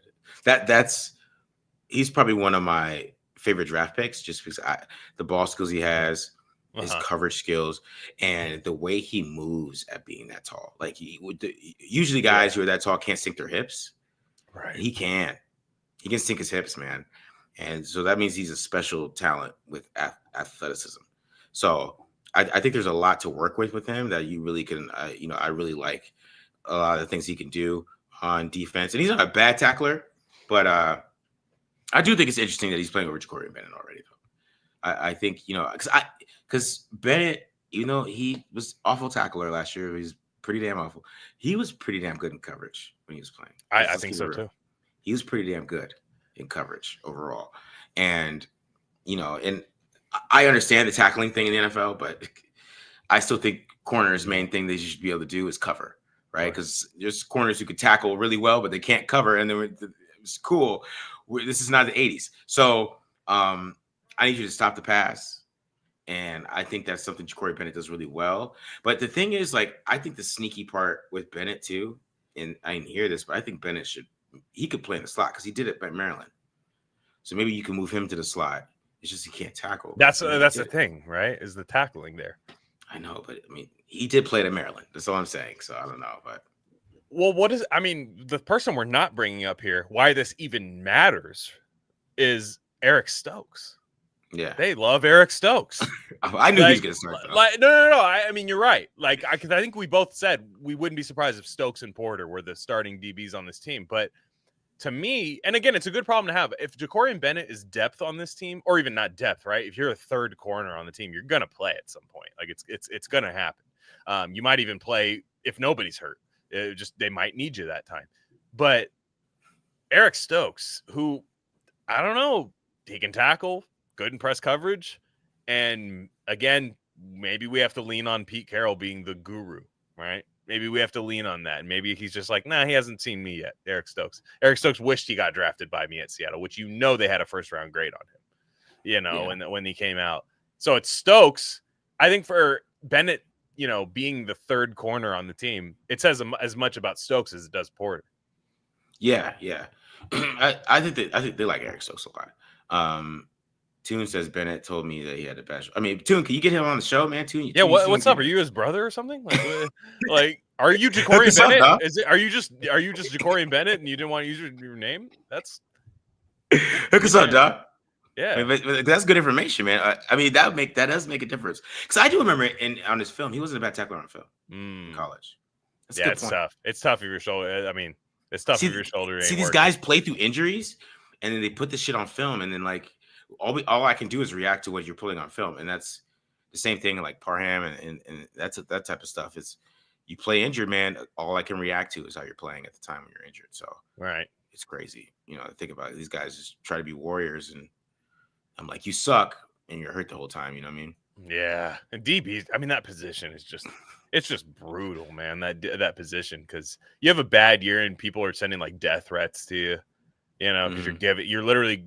If you have a bad rep, it can result in 7 points. Yeah.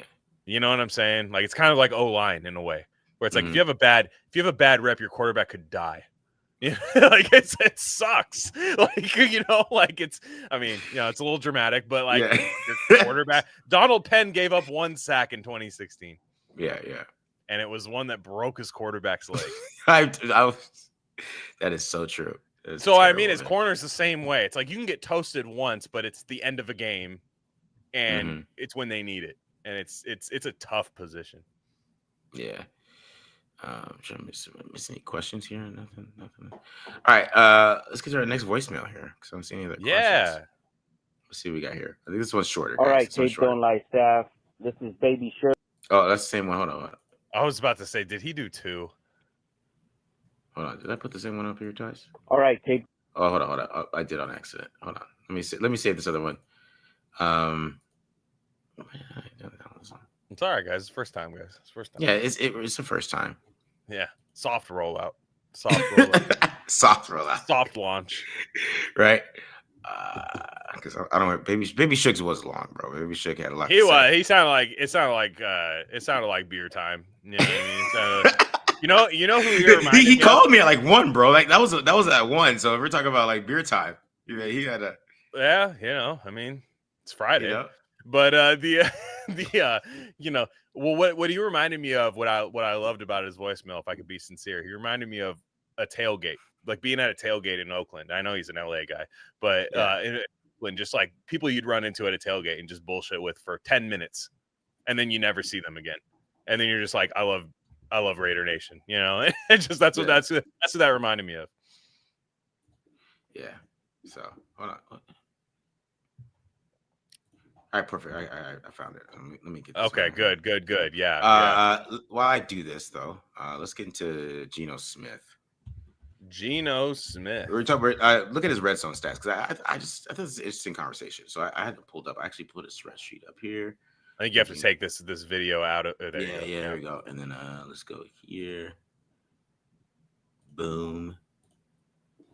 You guys can see that, right? It's pretty big.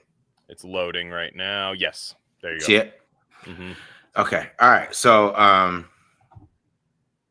Geno Smith in the red zone here. So this is the basic. I mean, this is all you're gonna get from the red zone. So what I thought was interesting here is that he didn't suck in 2022. Like 18 touchdowns, 0 interceptions. Then in 2023, he got like his completion percentage went completely down, 15 and 2. And then last year he was awful. Right? So what are you just looking at these stats? Like what are your thoughts on this? Like Well, I remember watching one. My dad's a big Rams fan, so typically I'll watch a Rams game. And I remember he threw a pick 6 in the red zone against the Rams. Oh, it was like late in the year. It was just like, oh my gosh, Geno, what are you doing? And to me, he's definitely a gunslinger, and I think it's going to be an interesting thing. I don't think the Raiders have had that type of quarterback since Carson Palmer, to be honest, is the gunslinger. And he kind of reminds me of Carson Palmer a little bit at times, like just some of the decisions he makes, some of the throws he makes that you'll just like, whoa, that's crazy. To me, I think what would be nice is, look, Geno's not getting a deal where you want to I don't know, how do I say this in a PC way? You're not super worried about preserving him. I should say that much. Like, run with him in the red zone. You know what I'm saying? Like John Elway, spread him 4 wide, quarterback draw. John Elway made a career off that. I know it's a different time now, but these things, I know sometimes when he drops back, when I would watch Seattle, and last year I thought Ben Grubb was terrible for Seattle, by the way. I thought he was terrible. I thought he had a lot to work with. Their O-line sucked, and which, again, that can ruin an offense, and that's what I'm worried about this year with the Raiders in terms of can they get these guys working. But Ben Grubb was terrible for them, and I thought they had a pretty decent setup before that, and the numbers kind of reflect that. I'm willing to say that right now that I think Chip Kelly is better than Ben Grubb. Yeah. And, he had Kenneth Walker, but also not all the time. Kenneth Walker was a constant Q next to his name. If you had him in fantasy, you know what I'm talking about. And always coming out of the game. Charbonnet's not quite the runner there. We have Genty and Mostert. And Mostert had 20 touchdowns one year. And Genty, we expect to have 15 to 20. We were expecting him to get there. I don't necessarily need the numbers to look good if the overall Raiders look good, because we're looking at those are just past TDs, right, that you have in there. Yeah. Mm-hmm. So if he's getting rushing TDs, like that game winner he had against the Niners last year, which was a thing of beauty, and then they'll be able to rush the ball in, and then let's be real, Seattle didn't have Brock Bowers last year. They had JSN, they had DK Metcalf, they didn't have Brock Bowers. They didn't have I think the Raiders should be able to negate some of the crippling mistakes where he's sitting back there and just scanning the field and then trying to fit something into a tight window late. Yeah. Yes, Trip. These are red zone stats. Yes, they are. Yeah, I just thought it was super interesting. But people are making some good points. I do think like in 2022 they were able to run the ball a lot better. Was that Chris Carson? Oh man, shout out, underrated running back. Yeah, Chris Carson, Oklahoma State. Yeah. Chris Carson was a good player for them, I think, that year. And then you kind of can see like last year. Last year was just a lot of hero ball, man. Right. Like if you watch it on film, like he was just made the stupidest decisions. Like there's this one against the Lions I even watched didn't get picked. It was like, bro, like you don't have to throw this ball. Right. Like, you know what I mean? Like I don't know. I know you guys are down, and maybe he had to take care of everything. But yeah, it was some bad. But I disagree, Helen. His tip passes were in the middle of the field. In the red zone, that was just stupid decision after stupid decision, to be honest. I'm not gonna lie. Yeah, it was just him playing hero ball though. Like he'll try to break 3 tackles and he just like throw it up in the air. I'm like, bro, you can't do that, man. You guys gotta lose. So, and then I mean, even the Rams game is a perfect example when they're like close in that game, and then he just ran around and he just threw a pick 6 and total game change from there. So, yeah, man, I don't know. I just wanted to look at it, kind of talk about it, see what we can, kind of break down a little bit. I'll tell you what, man, Seattle fans are really conflicted because they have Darnold now, and there's a lot of their fan base that's like, man, I wish we had Pete and Geno, and like I said, you don't throw out last year. You don't throw out Geno stats last year. You can't do that. But the other years he had Pete as his coach on those things. So there's something to a coach quarterback relationship. It didn't seem like it worked very well last year with him and Mike McDonald. I'm not saying it was bad blood, but it just didn't seem like a fit for them, and they were comfortable enough trading him. So you don't trade your quarterback when you feel like you have the perfect fit. And Seattle drafted Milroe with the Raiders pick. It's going to be an interesting thing to compare, because I think the ceiling with Geno is I think he could have his best years with the Raiders. Like I truly think he could. In fact, I expect them. Yeah, I expect him to have his best. This is a better setup, in my opinion. Yeah, I think so. And then I trust Chip Kelly a lot. Did you hate the Genty pick, Glenn? No, I mean, no, I was. It's funny when it happened. I think everybody got a little mad at us because it was a bit anticlimactic. It was kind of like, well, that was what everyone thought we were going to do, and we did it, which doesn't really happen with the Raiders very much. I do have my questions about it because we'll see. The minute he scores his first touchdown, I'm going to be like, holy crap, this is the best player I've ever seen. I'm going to be all into it. But I'm excited he's a Raider right now. Like I did not hate it. I hated Alex Leatherwood. I hated Damon Arnett. I didn't even like the Henry Ruggs pick that much, to be honest, even though he's a lot better than I thought he would be. There are a lot of Raiders picks I hated. I did not hate the Genty pick. Yeah, the Alex Leatherwood one was the worst for me because that was the year I did like a top 100 board. Like I actually had a top 100 players that I watched, like 200 players that year. Mm-hmm. And I had Alex Leatherwood at 68. And you also, if I remember correctly, my memory is pretty good for a guy who drinks beers on live streams. If I do remember correctly, you had the threshold, the Tom Cable threshold, and Leatherwood was like the guy. Yeah. So it was one of those things where it's like, oh man, I hope this threshold thing isn't what dictates the pick. Oh, it did. So yeah. And Genty's good, man. I mean, Genty's really good. Like I wanted to go see him. My dad was sick, so I didn't end up going to the game. But we were going to go buy tickets when he came to San Jose State, which was was an interesting game for him. He had a couple big runs in that game, but kind of got bottled up a little bit. He's a star.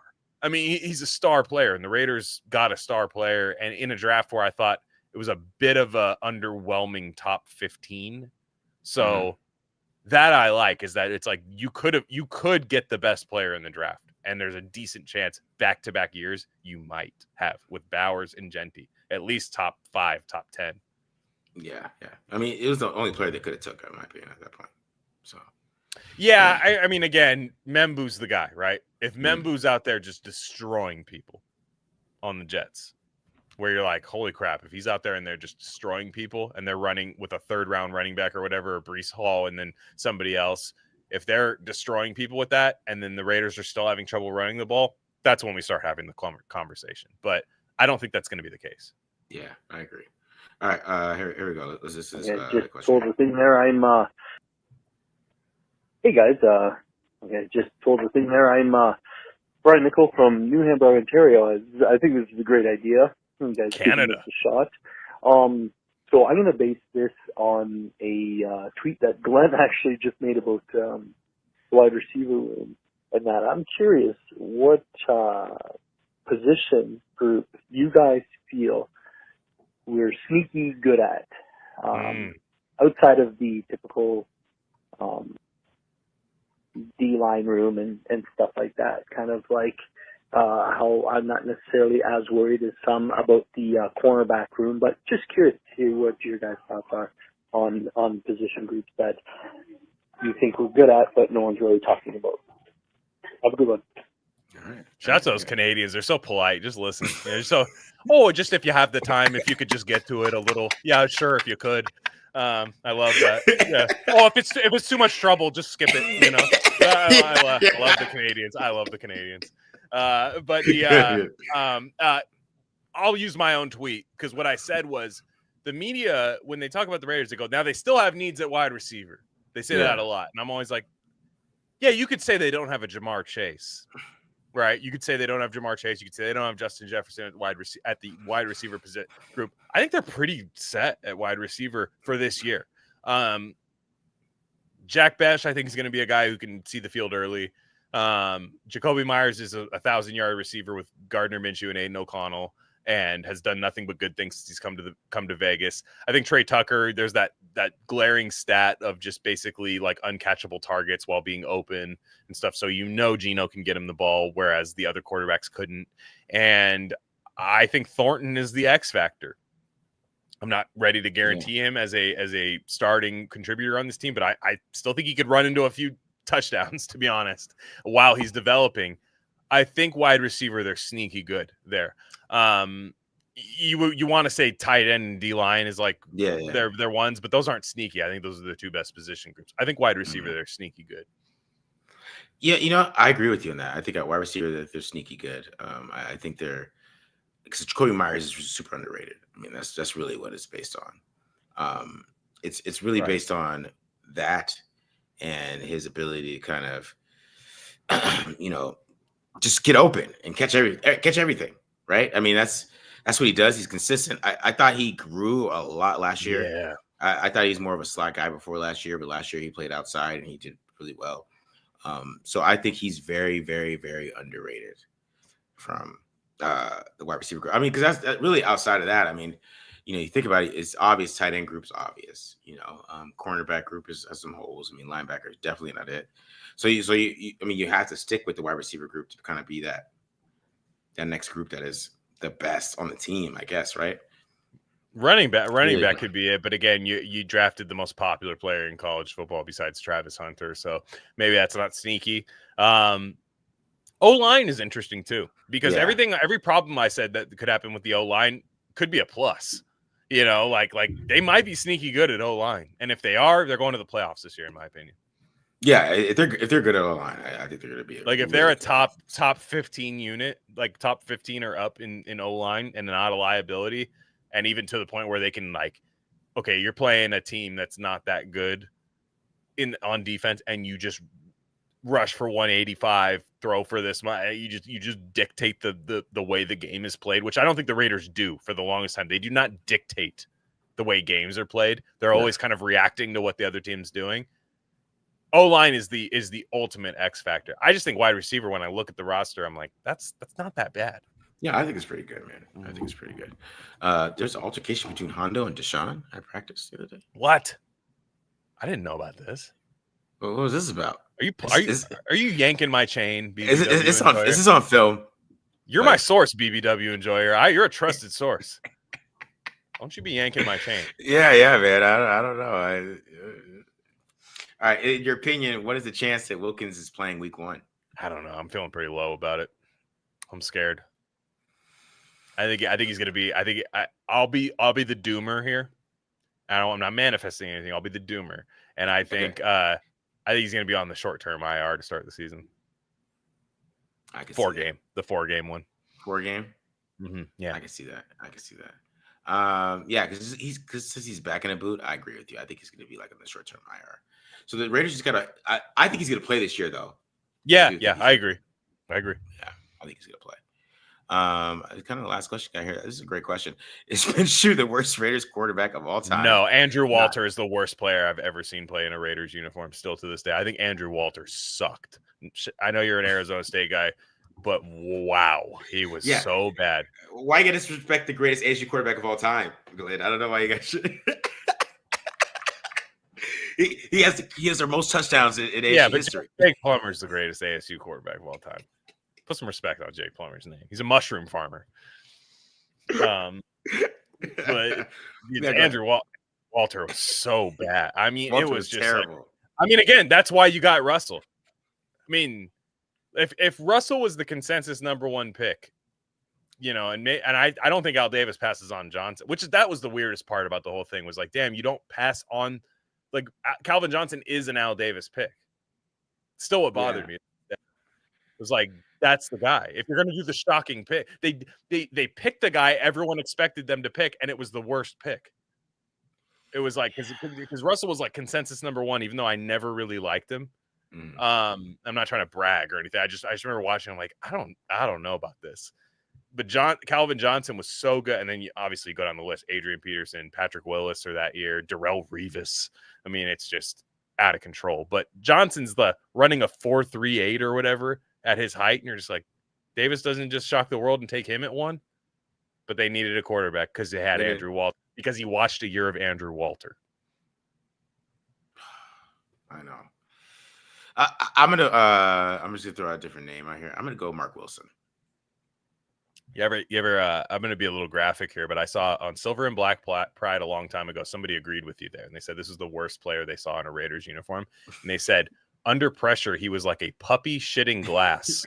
I'm going Mark. That's Wilson. What they said. That's crazy.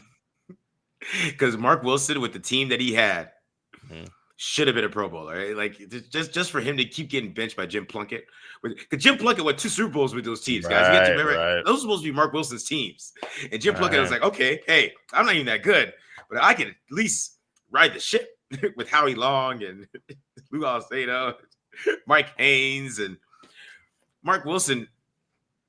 He had Marcus Allen as an MVP in '85. I think he's the worst because we got to talk about the teams that he was on. Mark Wilson was on some Raiders teams that if they had a quarterback, they probably could have won like 3 or 4 Super Bowls in that span. Right. That's why they tried to trade for John Elway. It's why they offered Howie Long up for John Elway. Yeah, it's true because they would have won. They would have won if they did. That's why I think it's Mark Wilson because. I mean, you had Lester Hayes, Mike Haynes. I mean, listen, Tim Hendricks is still playing. I think Ted Hendricks is still playing with them. Ray Guy's breaking the Superdome scoreboard on the the 2 times he has to punt a game. Marcus Allen, you know what I mean? Like it's just I think the line, Mike Haynes, Todd Christensen, Ooh, he's literally Mark Wilson's the worst quarterback. That's why. Yeah, that's true. No, that's a good point because like that team's like Russell. You can say everything you want. The Raiders were ass. Yeah, I mean he wasn't good, and that's why it was compounded, and that's why it's historically bad. Is because he was bad team, terrible player, bad team. But yeah, that's a rough one, man. I mean that's a really really rough one. Like, cause you think about it, Jim Plunkett really came in and won 2 Super Bowls, guys. Like he was like, hey, I could take it. That's crazy. Former number 1 pick. Yeah, you know what I mean. James Lick High School, San Jose, California. Shout out. Yeah. You know a great Jim Plunkett quote. Both his parents were blind, so when they win the Super Bowl, he says, "If my parents could only see me now." They were alive. They were alive, but yeah, is that true? They're just blind. Yeah, both his parents were blind. It's crazy. You guys are harsh. I see Connor Cooks, man. You guys are harsh. Connor played like he's one not game. a start. He wasn't a starter. Like it's got to be a guy that played like long. Like people are putting Kyle Bowler. Yes, he was terrible. Don't get me wrong. Kyle Bowler was terrible. Like it was that Chiefs game where he started when they were in between Palmer and Campbell. That was awful. I agree with you. That was one of the worst games I've ever seen played. But we're talking about guys that they like handed the keys to. You're the starter at this position. Honorable mention is Javon Walker, by the way, for the Raiders. It's just like worse player. That free agent signing was one of the worst. The money they gave him never made sense. That one bothered the hell out of me when they signed him. Because you got to think about like Mark Wilson was like the last. I guess Marinovich too, but I mean, he was like a first round pick, right? Like really high too, wasn't he? 15th overall. Mark Wilson, huh? To BYU, right? Mm-hmm. Yeah, man. Wow. It's funny. He still has a winning record. He was so terrible.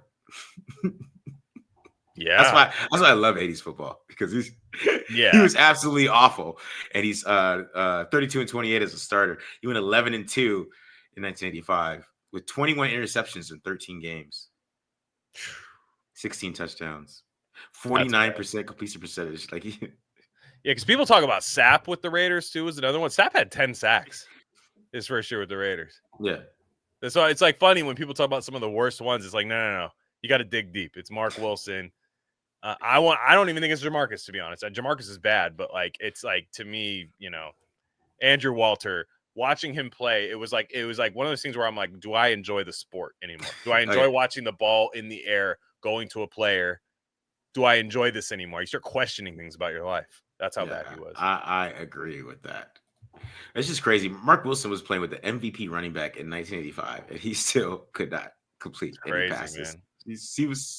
He was terrible, and that's why I say he's the worst quarterback of all time. But I mean, given the circumstance, Craig Collins is up here. I mean, he's up there. I'll give you Trey. I'll say Trey Lance might end up being one of the worst quarterbacks of all time. Getting drafted to that loaded Niners team, like, you know what I mean? Like, there's some quarterbacks you think about. You're like, damn, dude, you were like Kyle Shanahan. All these cheap things you were going to get done for you, and you couldn't make it work.